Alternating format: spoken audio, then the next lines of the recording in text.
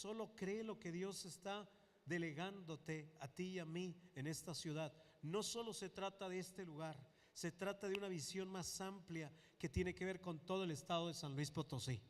Amén.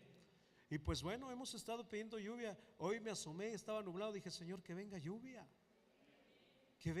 la necesitamos. Pues siga orando por esto, Dios nos va a responder. Amén. Tome su lugar, por favor. Y quiero comenzar a compartir precisamente algo que tiene que ver con lo que hemos estado hablando. Hace 8 días se llamó, ¿cómo se llamó, Víctor? Quita la tapa, levanta la tapa.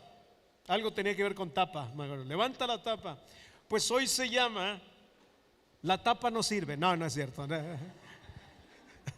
Hoy se llama Liberando el propósito. Va a aparecer en pantalla. Hoy vamos a liberar el propósito. Y ya que sabemos que somos hijos, ya que sabemos que tenemos un plan, pues hay que liberar el propósito que Dios tiene al darme. Vuelva a poner sus manos frente a su cara, por favor, y diga conmigo: ¿qué voy a hacer con todo esto que Dios me ha dado? A ver, hágalo, 1, 2, 3.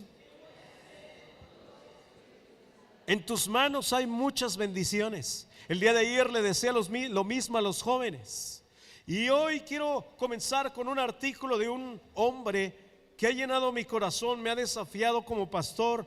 Es un escritor, se llama Myles Monroe. Es un hombre que ya no vive, sufrió un accidente, perdió la vida. Fue trágico, pero dejó un legado. Y en estas palabras, en uno de los libros que más me han encantado, él empezó a escribir esto: la mayoría de nosotros no queremos admitir que deseamos algo tan aterrador como el poder. Todo mundo debería de reconocer que lo que está buscando es el poder, pero la realidad es que ese es el deseo básico de cada corazón humano. Cuando uso el término poder, no me estoy refiriendo al control tirano, opresivo o dictatorial de las personas, sino a un cambio a la habilidad de controlar nuestras vidas, situaciones, circunstancias cotidianas. Esta falta de control sobre nuestras situaciones y circunstancias nos hace sentir grandemente desahuciados y vivir como víctimas de la vida. Cuando tú no tienes control de algunas cosas, hay una sensación. Myles Monroe dice que hay una sensación de que tú eres una víctima de la vida porque no tienes el control de algunas cosas que simplemente se salen de tu control. Él dice: todos queremos controlar nuestras emociones, queremos tener el control de cosas, queremos controlar a nuestros hijos, queremos controlar cosas cotidianas, queremos controlar nuestros trabajos, queremos controlar nuestras vidas, queremos bastantes cosas, y al no tener esto, nuestro resumen es que somos víctimas de la vida. Y luego dice lo siguiente: para la mayoría de nosotros la vida es simplemente una lucha diaria para tratar de mantenernos a flote de un mar de incertidumbres y presiones de toda clase. Al mismo tiempo, luchamos con un sentido de esclavitud dignificada contra la esclavitud de las instituciones de nuestras sociedades. Nuestro deseo y pasión de adquirir este poder de controlar nuestras circunstancias y el medio que nos rodea es la motivación de nuestro comportamiento. O sea, nuestro comportamiento está relacionado con un deseo metido en nuestro corazón de querer controlarlo todo. Y cuando no lo puedes controlar todo, hay una postura que empezamos a tomar de víctimas o de que la vida me está tratando mal. Y ya cuando estás así, dice, nos esforzamos por lograr posesiones de influencia a fin de acumular riquezas materiales. Buscamos el poder en el dinero. El dinero nos promete, o buscamos el poder del dinero en lo que nos promete tal dinero. Buscamos poder político, espiritual, la acumulación de símbolos de estatus, de conocimiento superior y muchas otras formas de disposiciones de control. Creo que esta búsqueda de poder es sencillamente la búsqueda del dominio sobre la vida. Esta preocupación humana y deseo de poder y dominio es también el combustible de la obsesión del hombre. Termina diciendo que el poder es una obsesión. ¿Qué deseas controlar? Lo que tú deseas controlar, si te controla a ti, entonces creo que no estás usando las mejores herramientas para activar el propósito de la vida. Porque el poder no viene por adquirirlo sin carácter. Primero necesitas el carácter para tener el poder y que no te termine dominando o haciéndote una persona obsesiva aquello que estás buscando. La pregunta es, ¿por qué te obsesionas? ¿Qué es aquello que te produce una obsesión? ¿La atención de los demás? ¿Que te empiece a ir bien? ¿Qué te obsesiona actualmente? Cada momento en tu vida puede ser significativo o solo tu vida puede ser cotidiana. ¿Cómo es tu vida? ¿Es significativa o es cotidiana? ¿Tiene sentido lo que vives? El día lunes, esta semana tuvo sentido. Mi vida tiene sentido a partir de que hago el propósito por el cual Dios me trajo a este mundo y venir a esta ciudad y comenzar a conquistar ciudades como Querétaro. Mi visión no es plantar una iglesia, mi visión es conquistar una ciudad, es tocar una ciudad, es formar discípulos en otra ciudad. Esa es parte de nuestra visión como Conquistando Fronteras.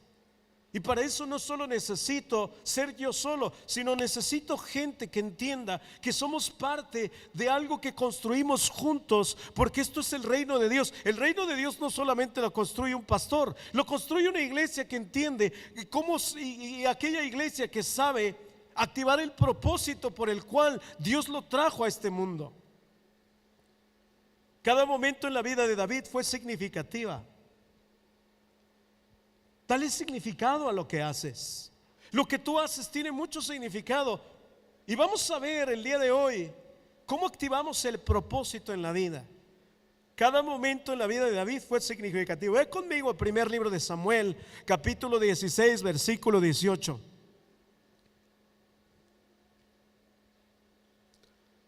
Y vamos a aprender a definir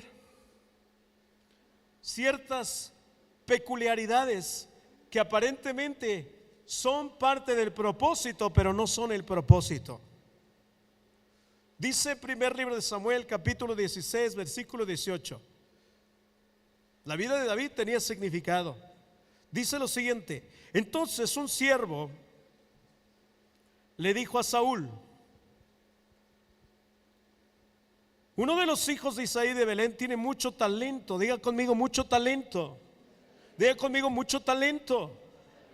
Ahora David era conocido por sus talentos por la gente, pero esto no es el propósito. Dice la escritura: uno de los hijos de Belén tenía mucho, de Isaí de Belén tiene mucho talento para tocar el arpa. No solo eso, es un guerrero valiente, es un hombre de guerra y de buen juicio. También es un joven bien parecido y el Señor está con él. La vida de David era significativa, pues había dedicado tiempo para desarrollar talentos, pero los talentos no liberan el propósito. El que tú tengas talentos no significa que tú estás liberando el propósito de tu vida, porque tu talento puede estar en reposo. David era conocido como un hombre que tenía talentos, que sabía pelear. Era un hombre guerrero, era un hombre talentoso, tenía un instrumento en sus manos, era conocido por la gente, pero los talentos no activan el propósito. Dios no había reducido la vida de David a ser un hombre solamente de talentos. Todo esto tenía un propósito, sus talentos lo iban a llevar a su propósito. En otras palabras, iglesia, tus talentos te llevan a tu propósito en la vida. Por eso tienes que saber qué tipo de talentos tienes, para qué eres bueno. Ay, soy bueno para hacer berrinches. Pues vente, comienza a hacer obras de teatro. Si eres bueno para hacer dramas, pues métete a las obras de teatro.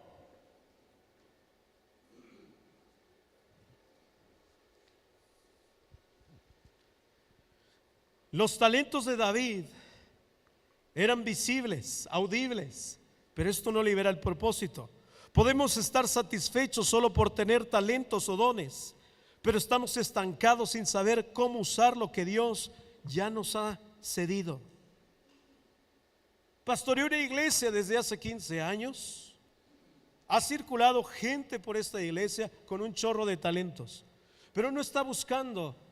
La gente muchas veces solo busca vivir a través de sus talentos, pero no de su propósito. Entonces buscan iglesias, se busca a veces a la iglesia para usar los talentos solamente dentro de la iglesia. Y es el tiempo de no usar los talentos solo dentro de la iglesia. Es momento de usar los talentos fuera de la iglesia. ¿Por qué? Porque el propósito no va definido en sí mismo solo para la iglesia. El propósito se forma, comienza la iglesia y se practica allá afuera.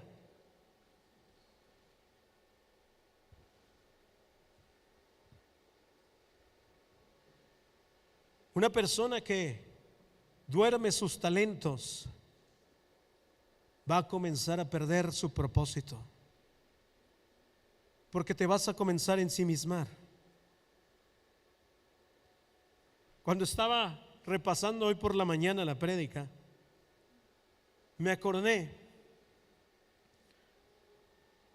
cuando estaba en el grupo de jóvenes en Conquistando Fronteras, el pastor Ricardo Solano. Un día yo estaba sentado, tuvimos un viernes, había ido creo que Felipe del Castillo a Conquistando Fronteras, y yo estaba parado ahí. Se fue la luz, prendimos nuestras velitas, y de repente, antes de que pasara Felipe del Castillo, de repente me dice: pase Arturo Escobedo, un hermano del pastor, y Alejandro Zárate, que se van a ir a Morelia con los purépechas a predicar allá en la sierra. Y me quedé así: ¿a qué horas me dijeron? Ya que paso,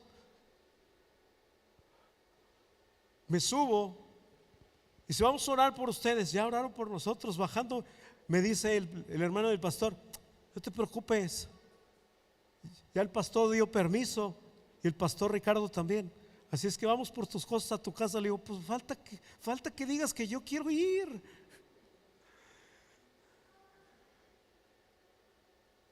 Ese día fue el primer inicio de los viajes que comencé a hacer con mis pastores. Yo no sabía por qué iba con ellos, cuál era la intención de estar con ellos, cuál era la intención de llegar a otras iglesias. Anduvimos en Chiapas, en Veracruz, anduvimos casi todo Veracruz, estuvimos viajando en Veracruz, estuvimos en Morelia, en Michoacán, estuvimos en Guanajuato, en Oaxaca. Me aventé una gira que mi mamá ya ni me veía.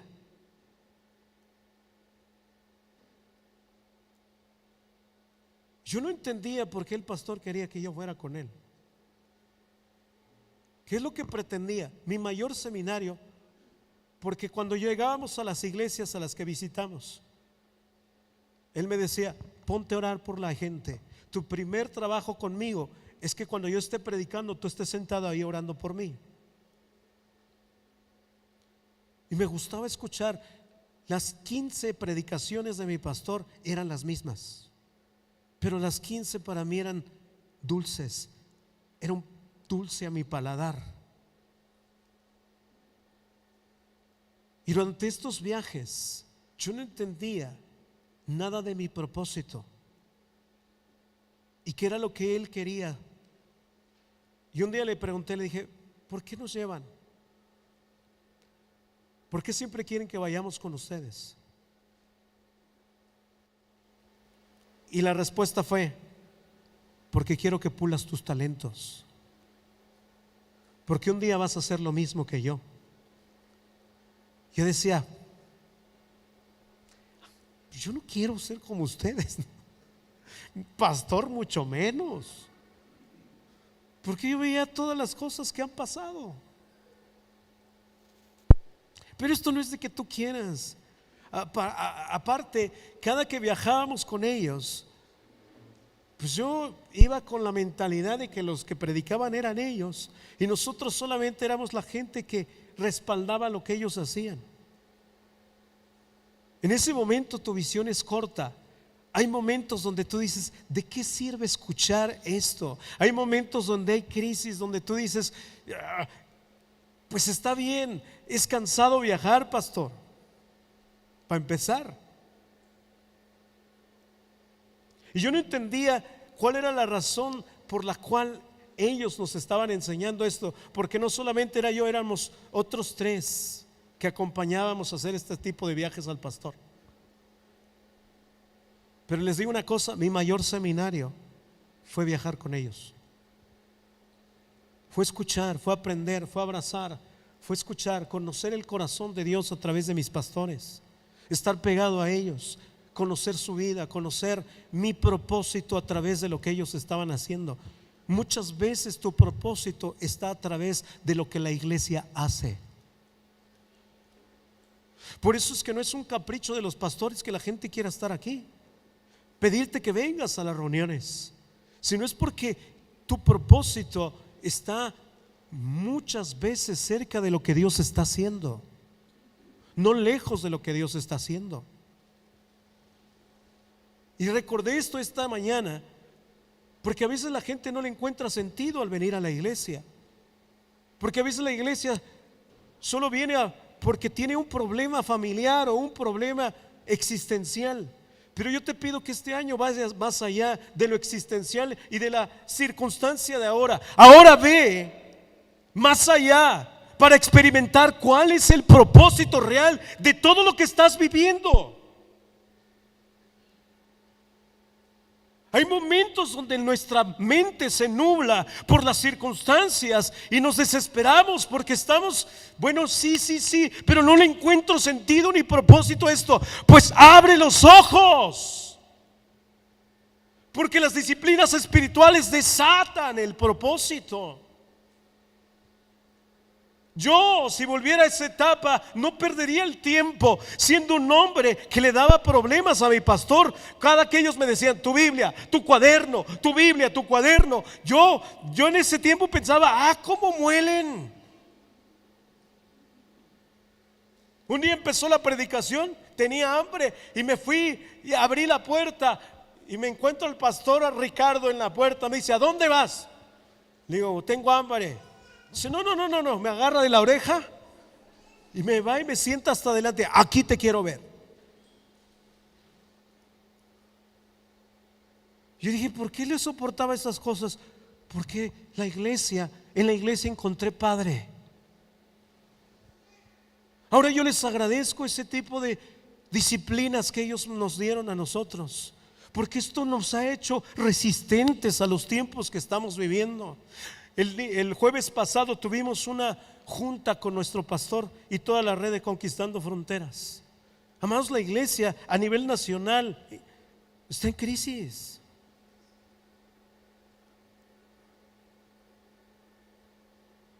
Porque la gente no conoce su propósito, porque se sienta y vive en el ahora. Y yo quiero que hoy tú desates algo más que una bendición para saber cómo resolver tu problema. ¿Estás aquí conmigo? Para liberar nuestro llamado o nuestro propósito debemos de recordar que es Dios quien santifica el oficio. Ahora voy a hablar algo muy importante para muchos hombres que trabajan y mujeres que trabajan. Voy a volver a decir esto. Es Dios el que santifica el oficio, el que tú desarrollas. Si tú crees que Dios no está involucrado con tu oficio, te equivocas. Es Dios quien santifica el oficio. Dios quiere borrar la división de lo secular y lo espiritual. A veces nosotros ponemos una división entre lo secular y lo espiritual. Si tú haces eso, tu oficio va a ser muy complicado para ti. Porque quien santifica tu oficio es Dios. ¿Para qué y por qué? Vamos a verlo. Si tú no tienes una vida espiritual y eres un hombre que te dedicas a tu trabajo se va a convertir en una maldición o en algo pesado, inllevadero. Se necesita la vida espiritual para que tú seas un mejor empresario, un mejor trabajador, una mejor persona dentro de tus labores. ¿Dónde está eso? Acompáñame a Génesis capítulo 3, verso 17. Cuando Dios borra la división entre lo secular y lo espiritual, en realidad tienes que entender que todo es espiritual.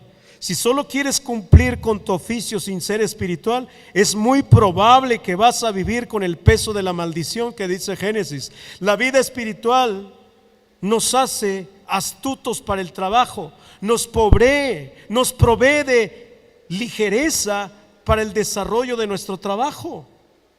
Dice la escritura en Génesis 3:17, PDT, palabra de Dios para todos, me dijeron que sí la tenían y no voy a avanzar hasta que no me la pongan ahí, por favor, porque me dijeron que sí la tenían. Ahí está, gracias. Génesis 3:17. Luego Dios le dijo al hombre: ya que tú obedeciste a tu mujer y comiste del árbol que yo te había prohibido, la tierra estará maldita por tu culpa. Tendrás que conseguir la comida por medio de duro trabajo. Dios no estaba maldiciendo el trabajo. Por cuanto la tierra es maldita, el trabajo se te va a complicar. Por cuanto tú dejaste de ser espiritual, todo lo que tenga que ver con el trabajo se te va a convertir en algo duro. Por no ser espiritual.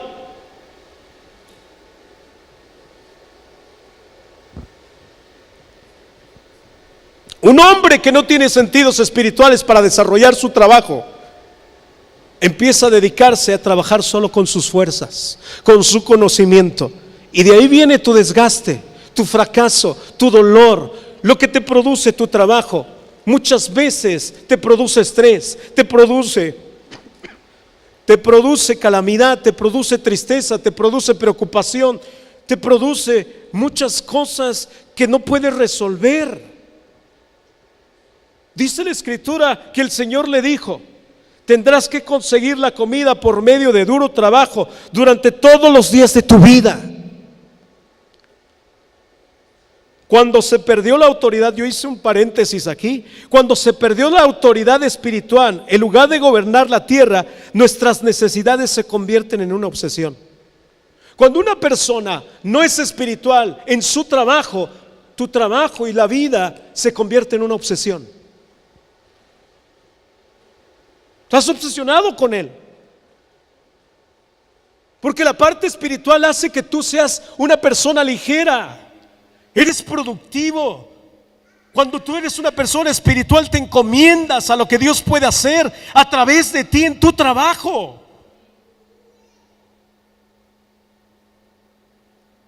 Dios quiere borrar esa división que todos los días tú haces, porque tú dices: voy a orar para que me vaya bien, y mientras trabajas tienes que ser espiritual.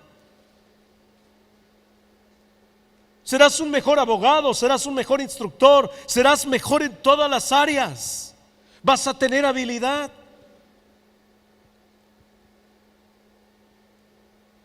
El Señor le tuvo que advertir a Adán: en el momento que tú dejaste de ser espiritual y tú obedeciste más a tu esposa que a mí, las cosas para ti van a ser duras. Ya ves, vieja, no te tengo que obedecer. No está hablando de eso. Y mujeres, ustedes no mandan. Me aprovecho que no está la pastora. Perdón. Yo se lo he dicho: espera, que tú no mandas. Me dice: no. ¿De qué te ríes tú, Ya lo dije con miedo, ya no vale. Versículo 18. Del suelo nacerán cardos y espinas para ti, y tendrás que comer plantas del campo. Obtendrás tu comida trabajando duramente hasta que mueras y regreses al polvo, porque tú saliste del polvo eres y en polvo te convertirás. ¿Cómo ponemos en orden el trabajo y la vida espiritual? ¿Para qué sirve el trabajo? Anota esto: el más grande llamado, lo más grande entre tu llamado y tu propósito. ¿Qué será más grande? ¿Tu llamado o tu propósito? Los dos son más grandes.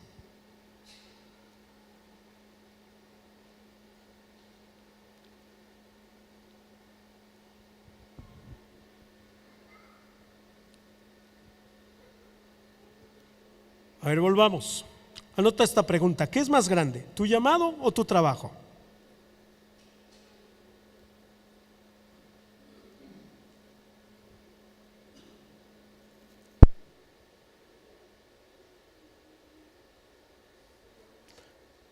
Todos pensamos que el trabajo.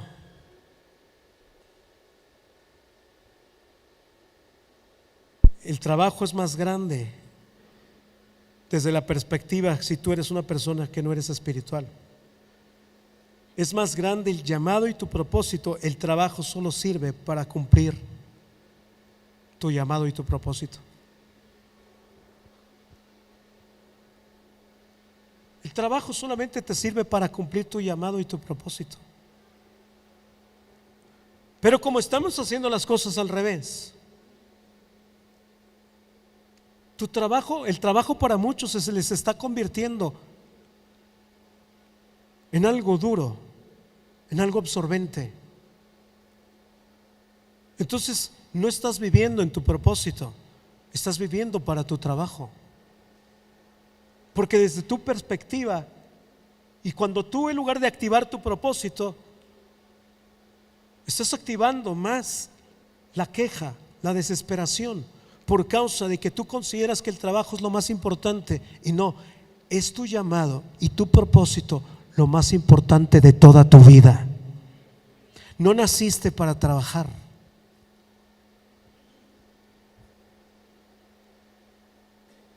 El trabajo solo te lleva a tu llamado y a tu propósito. ¿Me ayudas, John, por favor?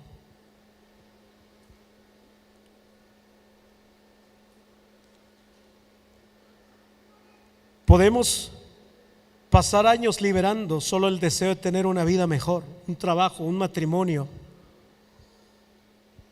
Últimamente, ¿qué has estado liberando en tu vida? Porque nuestras acciones y nuestra vida espiritual activa bendición o maldición. Si tú dices, el diablo me atacó, no, yo te diría, tú lo estás activando. Ahorita te voy a enseñar cómo.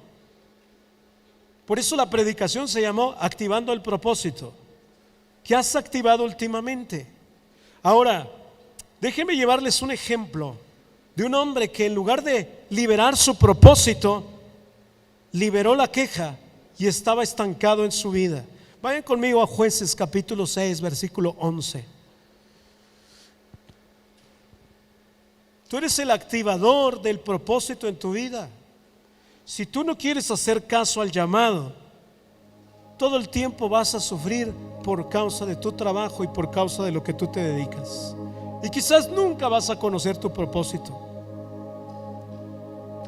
La vida se está convirtiendo, entre más avanzada edad tengas, más complicado vas a ser para aprender o ser enseñable. Conozco mi país. Los hombres más complicados y las personas más complicadas son las de mayor edad. Las respeto, las honro, les amo. Pero hay muchas cosas que todavía Dios le quiere enseñar a gente mayor. Porque los discípulos no van por edad, sino por actitud. Aquí tenemos un hombre con un llamado, con muchos talentos que ni siquiera él veía, pero estaba estancado y atrofiado. Entonces, en lugar de liberar el propósito, liberaba quejas con su boca. Vino el ángel del Señor y se sentó debajo de una encina que está en Ofra, la cual era de Joás. Abiezerita y su hijo Gedeón estaba sacudiendo el trigo en el lagar para esconderlo de los madianitas. Versículo 12. El ángel de Jehová se le apareció y le dijo: Jehová está contigo, varón esforzado y valiente. Estos talentos no los tengo. En lugar de responder sí, amén, a eso has sido llamado, fíjense la respuesta de lo que libera la queja. Tu boca libera tu propósito o te mantiene estancado en tu vida. Y Gedeón le respondió: Señor mío, si Jehová está con nosotros. Espérenme, cámbieme de versión, por favor. Vamos a la NTV, porque quiero detenerme en algo que dice la NTV, por favor. Achueca la pantalla, por eso estoy leyendo así. Señor, respondió Gedeón, si el Señor está con nosotros, ¿por qué nos sucede esto? ¿A qué le suena esa pregunta? ¿Agradecimiento o a queja? ¿Qué estaba liberando? ¡Queja! ¿La queja resuelve algo? No.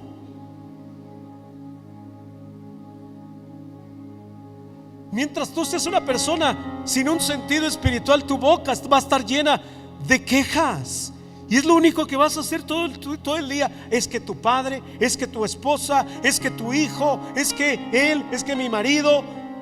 Miren, la mayor parte de las veces que nos sentamos a hablar con hombres o mujeres, siempre se están echando la culpa el marido o la esposa. Yo digo, si tu mayor problema son ellos, no es cierto. Deja de quejarte. ¿Por qué no en lugar de quejarte empiezas a decir: es que tengo el mejor marido? Amén. Aunque sea por fe. En lugar de quejarte, ¿por qué no dices: es que tengo la mejor esposa? Ya ves, aquí sí hay hombres de fe que dijeron amén. Tengo el mejor jefe. Luisa le dice: te vi.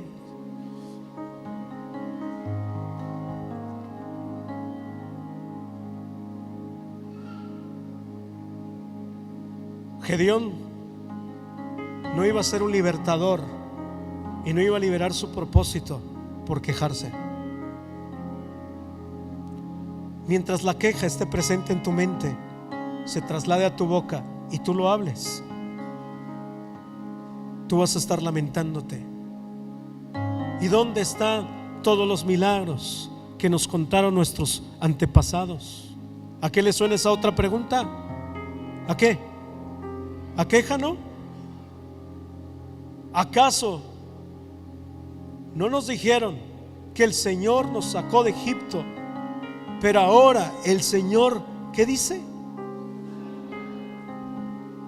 Fíjate lo que libera la queja: una condición de abandono.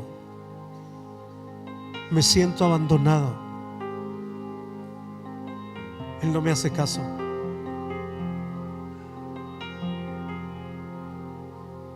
Y se le olvidó quién estaba hablándole. El ángel del Señor, el mismo Jesucristo. En el Antiguo Testamento, cuando habla acerca del ángel del Señor, es Jesucristo, amados, para que usted lo sepa. ¿Qué estás liberando en tu vida? Pura queja. Mientras tú te quejes, no vas a saber el propósito de tu vida. Mientras tú traigas queja a la iglesia, tú no vas a saber el propósito de tu vida, porque tú te fijas en todo lo que está a tu alrededor y piensas que todo tiene que ser propicio para que tú comiences a funcionar en tu propósito. No, señores, no hay un punto propicio. Nos puso en la dificultad y en la desesperación, y en que todos nosotros tenemos que comenzar a hacer acuerdos para que como familia empecemos a avanzar y a crecer. Yo de repente oigo que todos: hay que orar por la unidad de la iglesia. Pues ven a la iglesia, participa en las cosas. Nos oramos por unidad, pero nadie quiere venir a hacer cosas. No ores por unidad si tú no participas.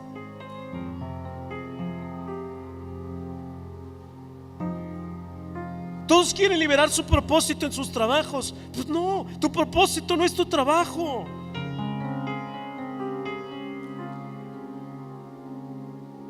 Tú te estás consumiendo ahí, se te está yendo la vida ahí. Y lo único que vas a llegar el día que estés delante de su presencia, porque todos vamos a estar delante de su presencia, le vamos a decir: ay, Señor, pues yo me porté bien, trabajé un chorro. Y Dios te va a decir: trabajador, llévelo con los mejores trabajadores. A Dios tu trabajo no le importa, amado. Mientras no sea espiritual tu vida, tu trabajo no es una bendición. ¿Cómo no? Mientras tú tengas una actitud como la que tienes, de amargura, de tristeza y lo que traes. Porque en lugar de trabajar para ser una persona espiritual, tú estás trabajando más por dinero.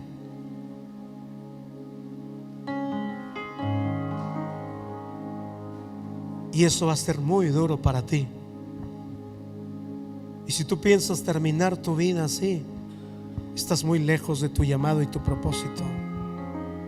Fíjense lo que el Señor le dice a Gedeón, verso 12. Entonces el ángel del Señor se le apareció y le dijo: guerrero valiente, el Señor está contigo. A eso estoy leyendo otro, perdón, el 14.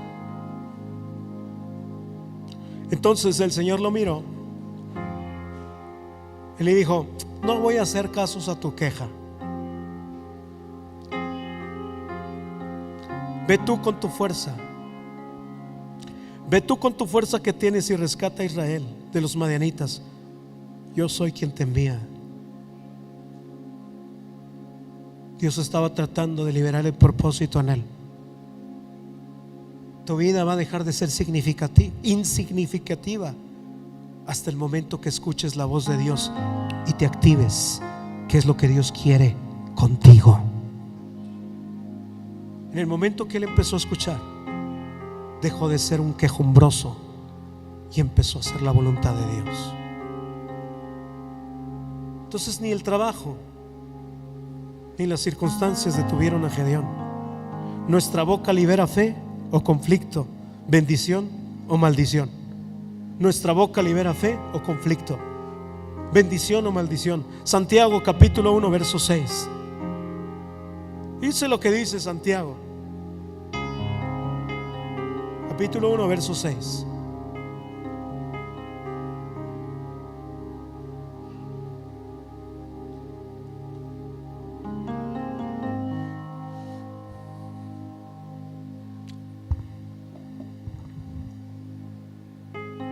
Permítame.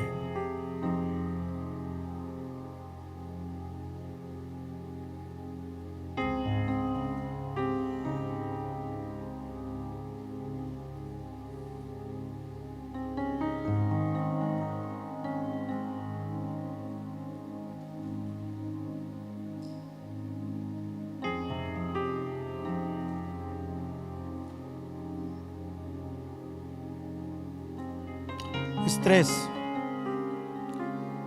Santiago capítulo 3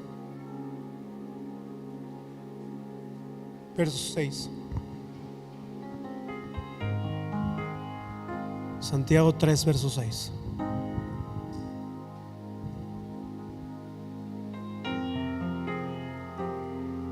La lengua es una llama de fuego, es un mundo entero de maldad que corrompe todo el cuerpo.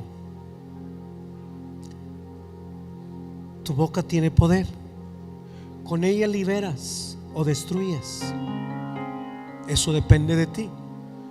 La lengua es una llama de fuego, es un mundo entero de maldad que corrompe todo el cuerpo, puede incendiar toda la vida, porque el infierno mismo la enciende.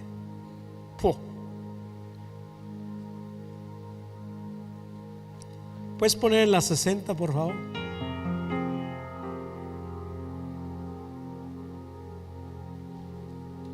Y la lengua es un fuego, un mundo de maldad. La lengua está puesta entre nuestros miembros, contamina todo el cuerpo e inflama la rueda de la creación, y ella misma es inflamada por el infierno. Versículo 7, por favor.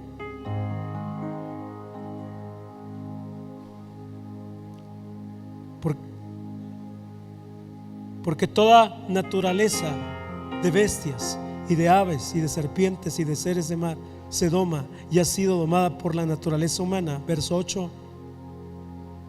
Pero ningún hombre puede domar la lengua, que es el mal que puede ser refrenado, lleno de veneno mortal. Verso 9. Con ella bendecimos al Dios y al Padre, y con ella maldecimos a los hombres que están hechos a la imagen y semejanza de Dios.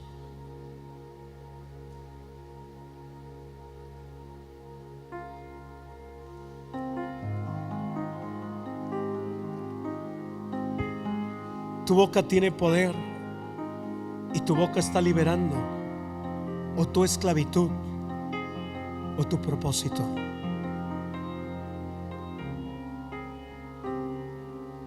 Así es que ten cuidado de lo que hablas, ten cuidado de lo que dices. Si tú no tienes control de estas cosas, tú puedes liberar tu propósito o quedarte como Gedeón, estancado en la vida. Las personas, para liberar el propósito, necesitamos correr riesgos. Para liberar el propósito, tú necesitas correr un riesgo. Ahora, cuando hablamos la palabra riesgos, los riesgos nos producen una sensación de perturbación. Eclesiastés capítulo 2, verso 17. Te voy a hablar de un hombre, ir cerrando con un hombre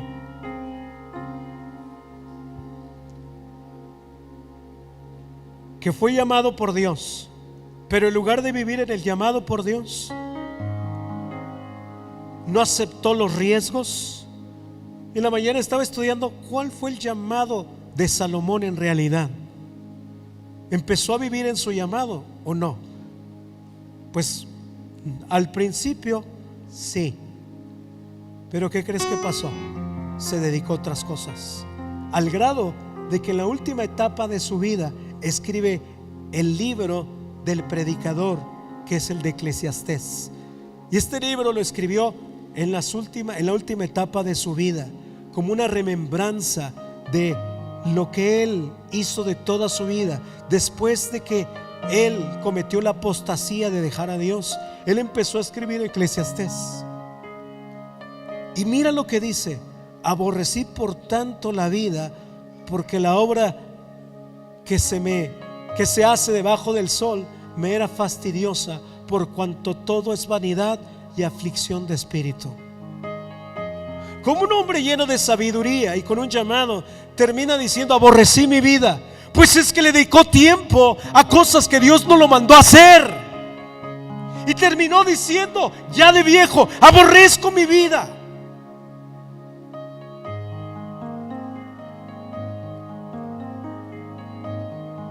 Se me pasó el tiempo y no supe qué hacer. Lo dejé ir porque no estaba de acuerdo, porque no iba a la iglesia, porque hacer disciplinas en la iglesia me costó mucho trabajo. TSD.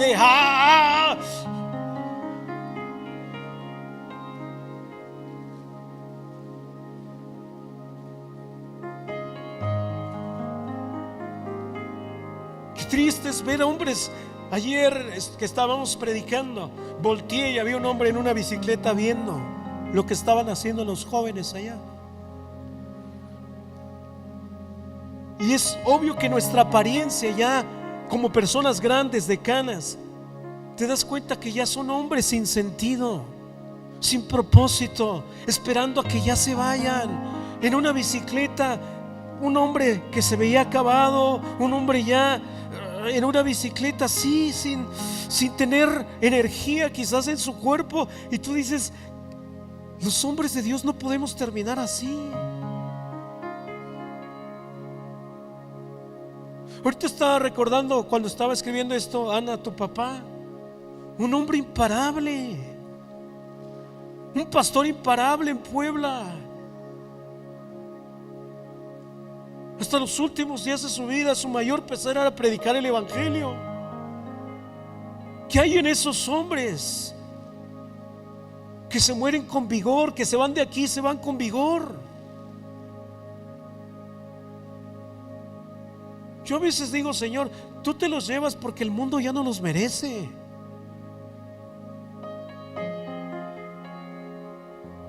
Acaba de morir Victor Richards.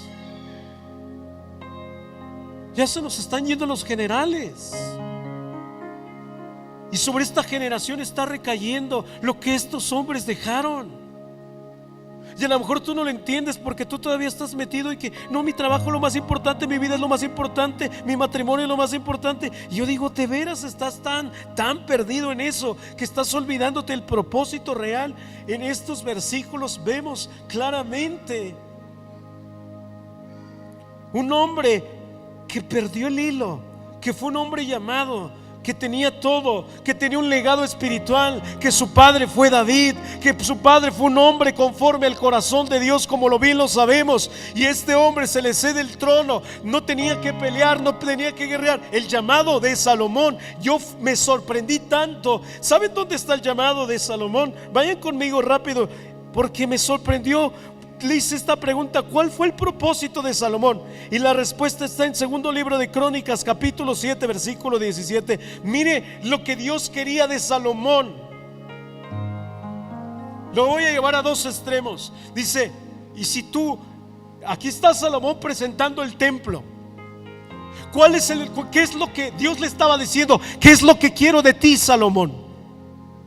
Si tú anduvieses delante de mí como anduvo David tu padre, e hicieres todas las cosas que yo te he mandado, y guardares mis estatutos y mis decretos. Versículo 18, por favor.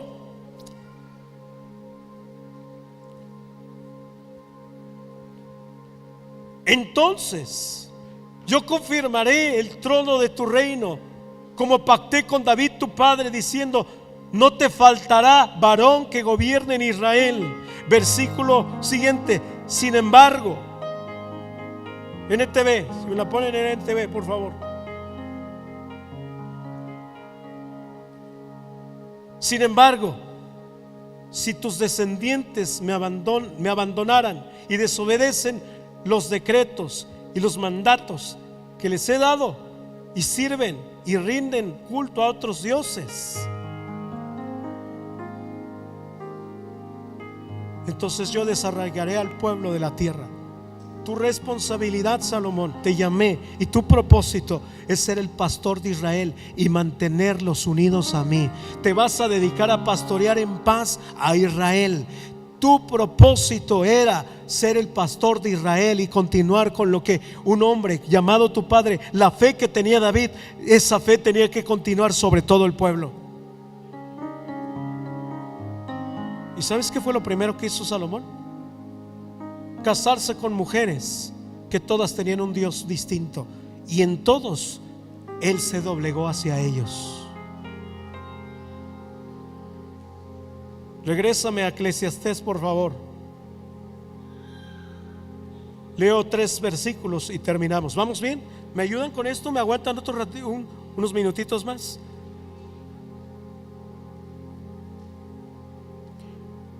Eclesiastés 2:18 NTV. El título de la parte de la escritura dice: la inutilidad del trabajo.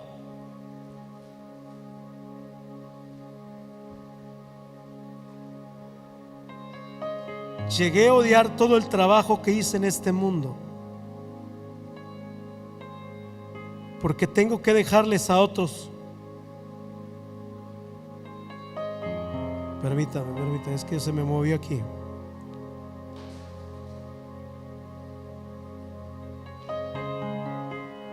Llegó a odiar tanto el trabajo que hice en este mundo, porque tengo que dejarles a otros lo que yo he ganado. Versículo 19. Y quién sabe si mis sucesores serán sabios o necios. Sin embargo, ellos se van a apoderar de todo lo que yo he adquirido bajo el sol a través de mi destreza y esfuerzo. ¡Qué absurdo! ¡Qué absurdo trabajar para otros! Verso 20. Así que, ¿cómo? ¿Qué dice ahí? Así que, ¿qué? Estamos hablando del rey Salomón, que tenía dinero, tuvo mujeres, tuvo árboles, tuvo todo lo que quería. Pero tenemos un hombre insatisfecho en la última etapa de su vida porque no vivió en su propósito. No lo desactivó. Se negó a hacer eso.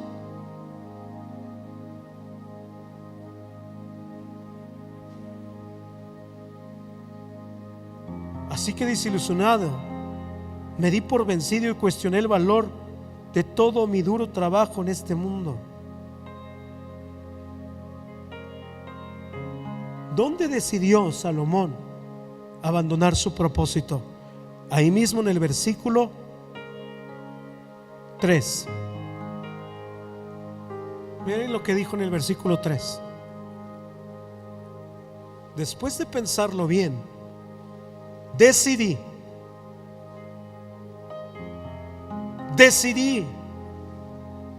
alegrarme con vino. Mientras seguía buscando sabiduría, me aferré a la insensatez. Así traté de experimentar la única felicidad que la mayoría de la gente encuentra en su corto paso por este mundo. Me dediqué a beber. 60 en ese versículo.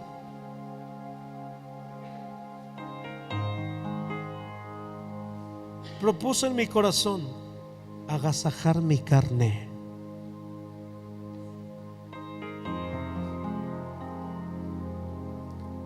Ahí fue. En lugar de vivir en mi propósito, me propuse en mi corazón agasajar mi carne con vino, y que anduviese mi corazón en sabiduría. Quise combinar entre Dios y el mundo, y el resultado, ¿sabes qué es? Me ganó el mundo. Y que anduviese mi corazón en sabiduría, con retención de la necedad, hasta ver cuál fuese el bien de los hijos de los hombres, el cual se ocuparan debajo del cielo todos los días de su vida. Verso 4. Vale la pena. Engrandecí mis obras, edifiqué para mí casas, planté para mí viñas. 5.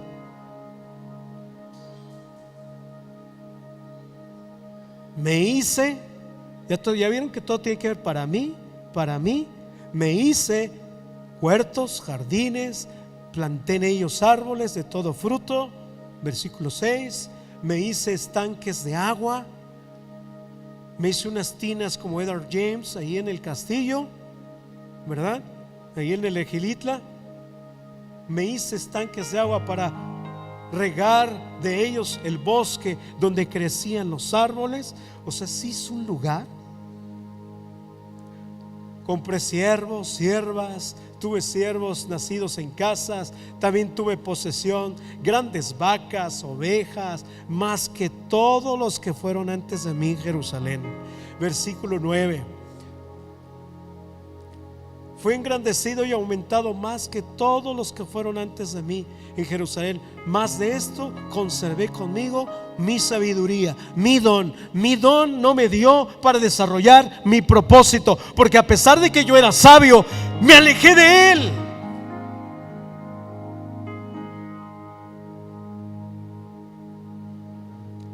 O sea, la persona más sabia del mundo se alejó de Dios. Y fue engrandecido y aumentado más que todos los que fueron antes de mí en Jerusalén. Y más de esto conservé conmigo mi sabiduría. Verso 10.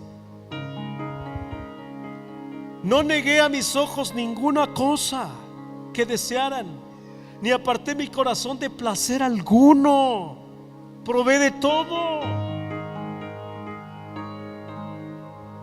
porque mi corazón gozó de todo mi trabajo. Y esta fue parte de toda mi faena. Verso 11. Miré yo luego todas las obras que había hecho en mis manos y el trabajo que tomé para hacerlas. Y aquí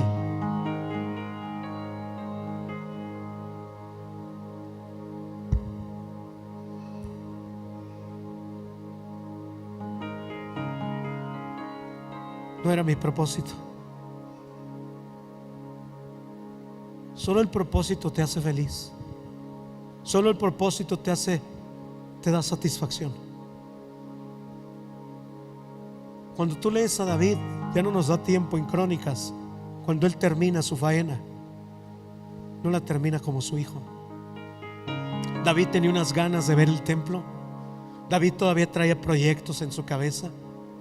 David todavía quería más cosas con Dios, porque él sentía que el propósito todavía estaba activo aún antes de morirse. El propósito lo activas cuando dejas de quejarte, cuando empiezas a adquirir y aceptar los desafíos que requiere ese propósito. Cuando en lugar de alejarte porque no quieres asumir los riesgos, te estoy presentando un hombre que no quiso asumir los riesgos que representaba su propósito. Solo Dios le pidió dos cosas: mantente conmigo y sé un pastor para esta nación. Nunca le dijo dedícate a ti. Nunca le dijo ten 1000 mujeres. Nunca le dijo hazte un trono de oro. Nunca le dijo hazte un bosque para ti. ¿Dios tenía problemas con eso? No. Si él hubiera cumplido su propósito, Dios nunca hubiera, esto quizás no hubiera sido mencionado en la Biblia. Pero Salomón le toca tenerlo que mencionar, porque él dice: a esto me dediqué y se me fue la vida. La perdí.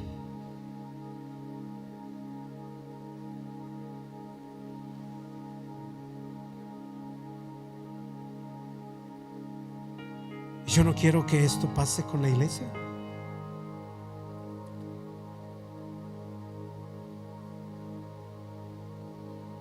Es hora de activar tu propósito. Hay trabajo. Yo hice unas preguntas. Hice una predicación de 5 hojas. No me da tiempo. ¿Por qué estamos abriendo sedes? Porque la iglesia la tenemos que hacer ahora allá afuera. Ayer estaba con Israel en las canchas donde fuimos a predicar en Oriente. Dije: si fuera por mí, yo vendría cada domingo aquí a hacer una reunión en estas canchas. Y todo lo que implica mover sillas, hacer cosas, eso que importa.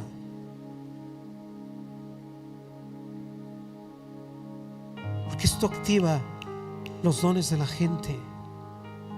Ayer estaba viendo el orden y las cosas. Susi, Manuel, todo lo que está alrededor de los jóvenes que se están despertando, que me encantaría que fuera toda la iglesia, que tú con tus canas fueras ahí. Y es donde me acuerdo mucho de nuestra hermana Lupita, la mamá de Bella.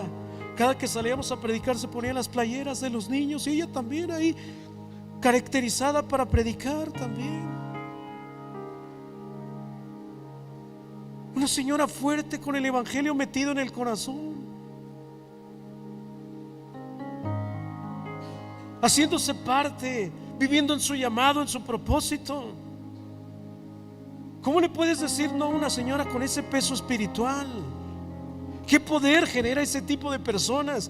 Amado, si ya eres grande, si eres una persona, tienes mis respetos, pero no puedes seguir siendo una persona en la que te encierras en tu mundo y solamente desde ahí quieres dirigir. Dios tiene un llamado para la iglesia y el llamado es: sal, iglesia amada, porque te necesito afuera.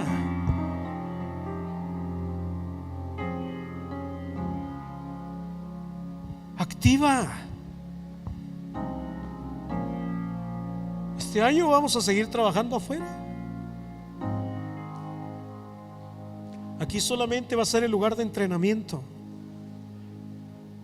Yo quiero pedirte que te pongas de pie, por favor.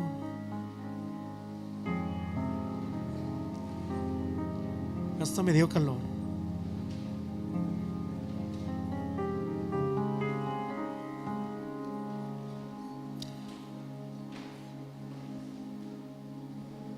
¿Por qué sedes?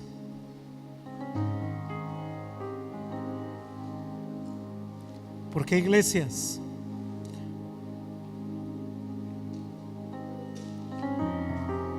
Esta semana me mandó un mensaje mi pastor, le llamé, tuve una plática con él.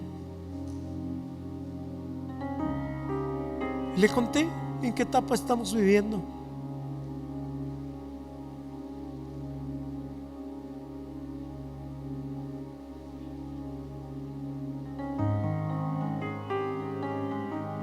Me dice, ¿estás decepcionado? Le digo, no, paz, solo dolido. Pero uno se recupera del dolor. A mí el dolor no me para, paz, porque me aferro al llamado de Dios en San Luis.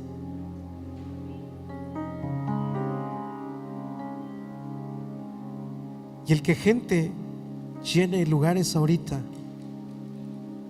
y que este lugar esté lleno, no me interesa tanto, y lo digo en el buen sentido.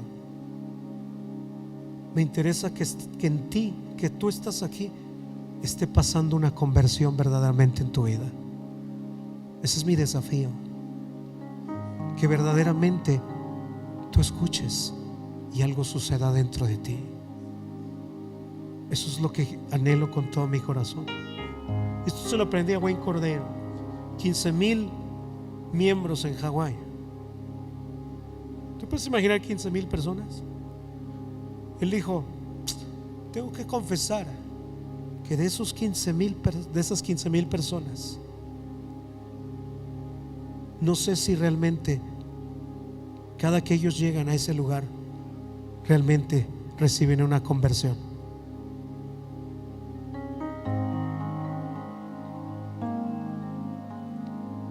Y soy un hombre de nuevos comienzos, decía él.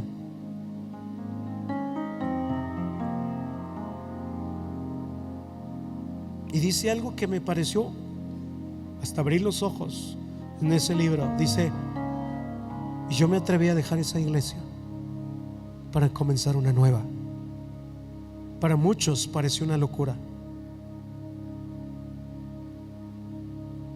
Dije, wow.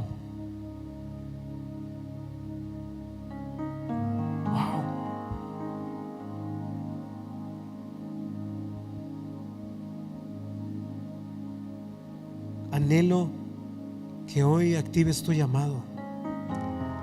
¿Cómo, pastor? Ora, acércate. El Dios del llamado te dice, ve con esta tu fuerza, varón valiente y esforzado. Yo estoy contigo, para que tú hables allá afuera, para que bendigas, para que traigas, que hagas un discípulo. Proponte a ser un discípulo. Tráete una persona, aférrate a ella, búscala, tráela. Ayer me encantó que Héctor casi se metía en las casas a sacar gente. Ahí vi a Héctor ahí lejos, tocando puertas. Él y Josué tocando puertas, arrastrando casi gente. Me encantó ese tipo de cosas. Es que Dios quiere que seamos fieles en lo poco, amados. Estamos en otros tiempos.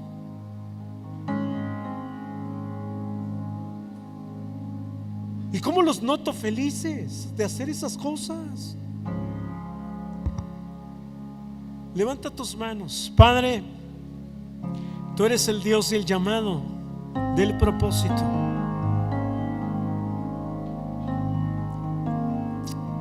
Yo voy a hacer un llamado en esta tarde. Si tú quieres que se active el Espíritu Santo y tu llamado, ven aquí adelante, por favor. Ven aquí adelante.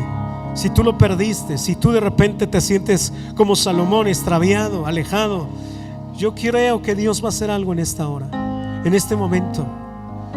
Vamos, acércate. Eres tú, no hay nadie más. A ti Dios te ha llamado, no a otro. Levanten sus manos los que están aquí.